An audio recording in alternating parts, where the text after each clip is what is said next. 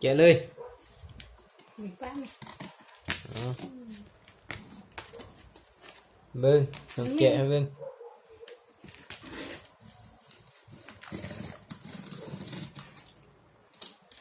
กล้องเจียซื่อ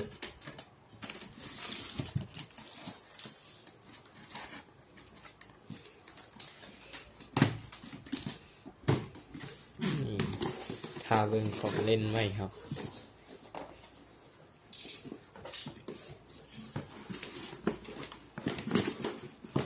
แม่ก็จับด้านนั้นนะปาดทิ่มเลยก็ได้นะของมันเบาๆนั่นไข่ออกเลยแกะด้านนั้นแม่ก็จับขึ้นมาทางนี้อ้าวเปิดโถแกะตุ้มโป้งมือสิแกะ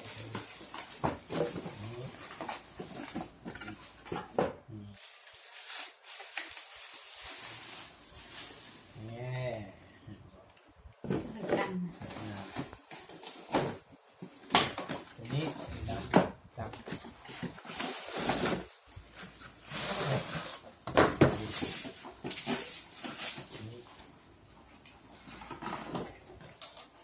เมกะโตใส่นี่โตเอาโตใส่ตัวนี้มันยังเครื่องดูดฝุ่น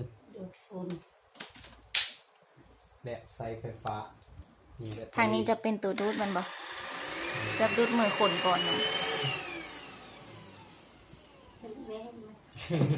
เดี๋ยวจะนิ่งเลยแหละ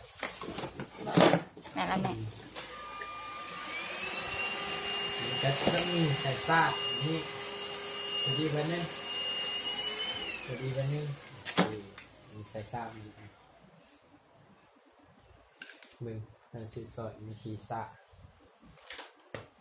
จะมีแบตเตอรี่อยู่ไหนนี่กดนี่เอาไปนี่บนซ่านี่บนสากเนาะนี่เสียบนี่สากไฟนี่กันยัง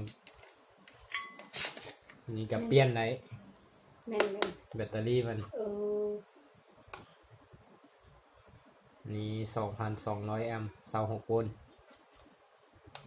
มาใส่เขาบอกโหนะคะบอกเก่งฟิสิกส์นั่นหรืองานนี้กดเอาทางนี้เข้าก่อนพี่เมย์เอาทางนี้เข้ายังพี่เมย์จับนี้ก่อนนี่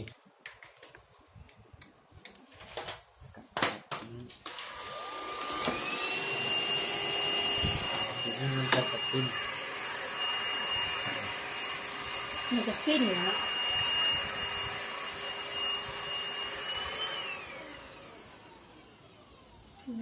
ยิงเห็ดว่าเมื่อกันสะดุ้ง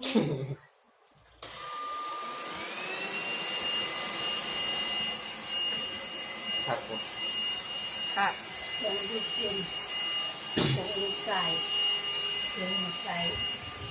น้ำมันเถื่อนทำความสะอาดจะเต้นอยู่ที่เหมือน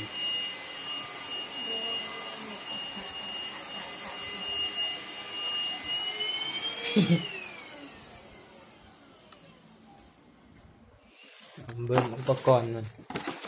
ก็จะมีอันนี้เอาไว้ดูดหมอนดูดคมอันนี้ไว้ดูดบอลฟองเยี่ยมดูดบอลซ้อมันน้อยๆก็จะมีตัวนี้ก็ไว้ดูดหมอนดูดคมดูดนั่นเกลือ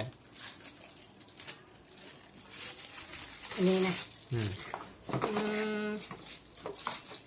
อันนี้มืออื่นเดี๋ยวหอสิติดใส่ฝาให้ไว้เกาะบอลห้อยมันอันนี้เป็นอันจับมันคู่มือมันนะ เจ้าบ่ต้อง ทอด อ่าน ตัว มั นี้ น อ เป็ อน กเลย ภา ซุ ษา ปตัว จี นี้ น เข้าบ่รู้ แม่นดิมันก็สิเกาะฝาแบบนี้ ฝุ่นมันขึ้นมาเก็บอยู่พี่ป่ะ ตัวนี้มันอันเก็บฝุ่นมัน แล้วมันก็ อยู่กันเลย นี่ถอดออกได้ นี่ อันนี้ก็เอาไปล้างได้ มา โทที่มันเก็บฝุ่นตัวนี้ อันนี้ ข้าวมันแหละตัวนี้จะเป็นโทเก็บฝุ่นมาทอดไปล้างได้ด้วยทอด นี่ ที มันจะมีบนแกะอยู่นี่มึงเดี๋ยวเราทอดตัวนี้ออกก่อนเดี๋ยวปลดกดนี่ กดนี่เลยดึงออก อืม เออ นี่ก็แกะเอาได้เอาขี้ฝุ่นไปทอดแล้วก็ล้างอันนี้ ตัวทางไหนตัวที่มันเป็นปองมันจะบ่เป็นยังไง นี่จะมีฟิลเตอร์นี่ก็มีขายนี่เปลี่ยนได้ล้างได้บ่คือรุ่นอื่นจับมันเปื้อนเอาดูดเมื่อกี้นี่แหละขี้ไว้ กันอันนั้นเนาะอันนี้นะ บ่ให้ฝุ่นมันออกนี่ล็อกไว้แล้วก็ใส่นี่กดนี่ล็อกไว้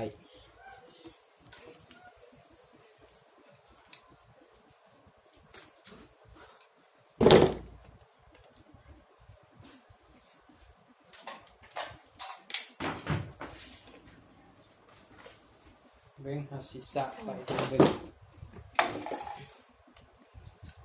เอาแบตเตอรี่มันมาสะไฟก่อนโอเคเดี๋ยวลองสะไฟก่อน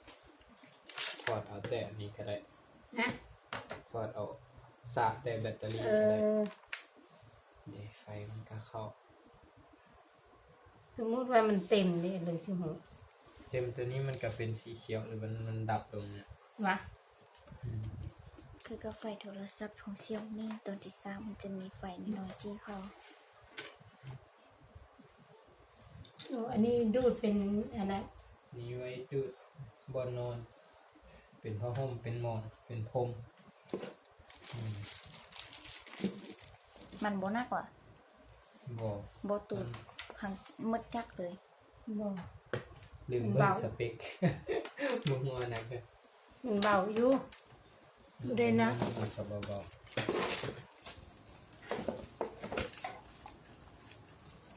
ข้อดีของตัวนี้มันสะได้บ่มีมันสะมีเกะกะครับบ่ขาเน้นครับ